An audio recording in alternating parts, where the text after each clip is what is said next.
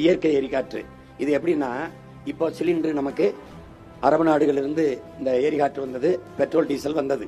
இப்போ America Iran போர்ல நமக்கு எரிகாற்று இந்த சிலிண்டர் தட்டுப்பாடு வந்துருச்சு எரிகாற்று ஊர்ல.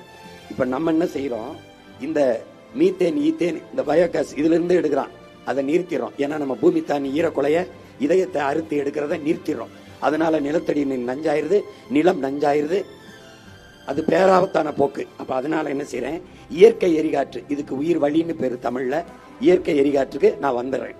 எப்படி வர்றேன்னா, ஆடு மாட்டு கழிவு, பன்னி கழிவு, கழுது கழிவு, கோழி கழிவு, மக்கை இலைதலை கழிவு, இது எல்லாத்தையும் எடுத்துக்கிட்டு போய் 100 ஏக்கர் 200 ஏக்கர் 300 ஏக்கர்ல குப்பை கடங்க செய்யறேன். அந்த குப்பை கடங்குல இதை கொண்டு கொட்டி அங்க இருந்து பயோகேஸ்ங்கிற இந்த எரிகாற்றை தயாரிக்கிறேன்.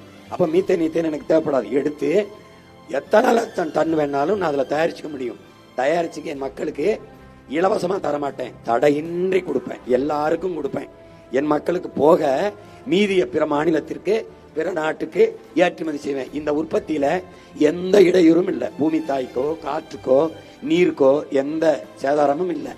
எல்லார் வீட்டுக்கும் தடையின்றி உரிய விலைக்கு அந்த உற்பத்தி செய்யறதுக்கு எனக்கு ஒரு செலவாகுதுல, அந்த நிர்வாகத்துக்கு அங்க பணி செய்யற பிள்ளைக்கு சம்பளம் கொடுக்கணும்ல, அந்த செலவை எடுத்துக்கிட்டு என் மக்களுக்கு தமிழ்நாட்டு அரசு எரிகாற்று இந்த சிலிண்டர்ல ஏத்திட்ட வண்டியில மக்களுக்கு போகுது, மக்களுக்கு கொடுக்க போகுது.